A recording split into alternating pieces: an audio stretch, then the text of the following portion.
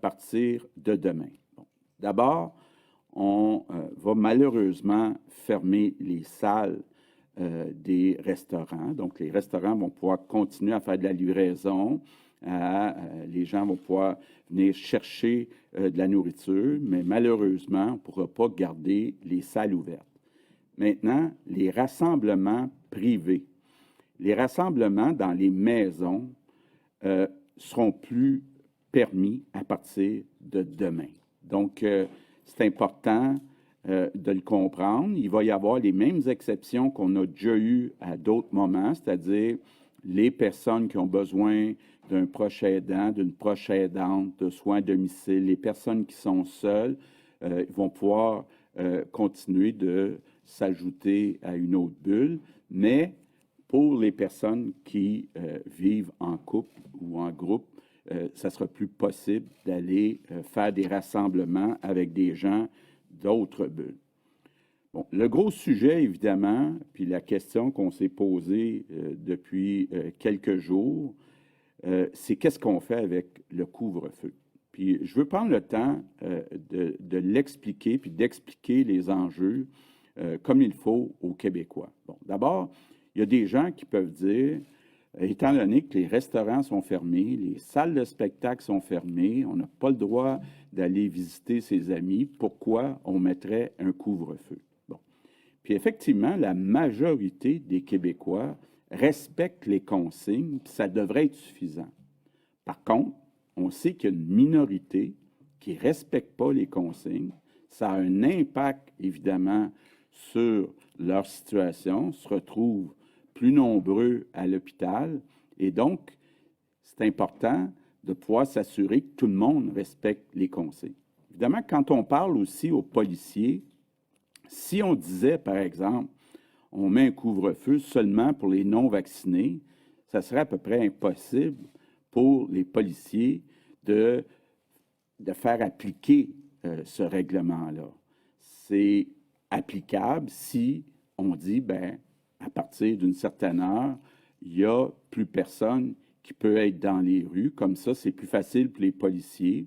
Et donc, c'est applicable. Et on pense que c'est nécessaire d'aller là pour s'assurer justement qu'on arrête les contacts là, pour arrêter l'accélération du nombre d'hospitalisations. Donc, malheureusement, je vous annonce qu'à partir de demain soir, de 22 heures à 5 heures du matin, il y aura un couvre-feu. Ça veut dire que les personnes qui n'ont pas d'affaires à être à l'extérieur, ça veut dire qu'ils n'ont pas un papier de leur employeur ou autre, bien, vont être passibles d'une amende d'au moins 1 000 $. Ça peut aller jusqu'à 6 000 $. Donc, on va être très clair avec les policiers. Puis, évidemment, c'est un geste qui est extrême parce que la situation est extrême. Puis là, ce soir, je veux prendre un engagement devant tous les Québécois.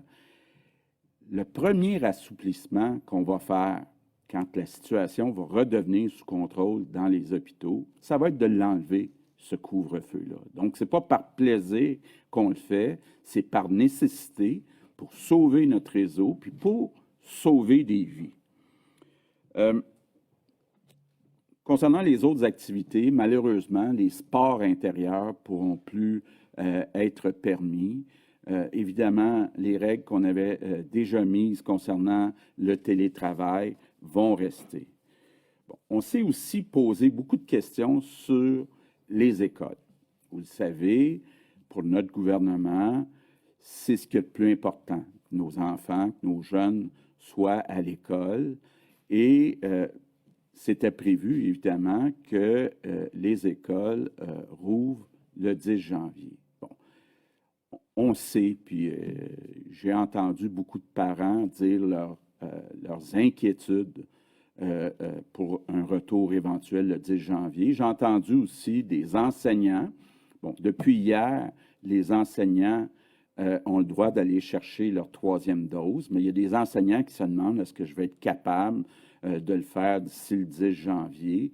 Et évidemment aussi, les écoles, bien, c'est un endroit où il y a des éclosions, où il y a beaucoup de gens, où il y a un risque plus grand. Donc, j'annonce que toutes les écoles, les cégeps, les universités vont rester fermées jusqu'au 17 janvier. Donc, le lundi 17 janvier, on va tout faire pour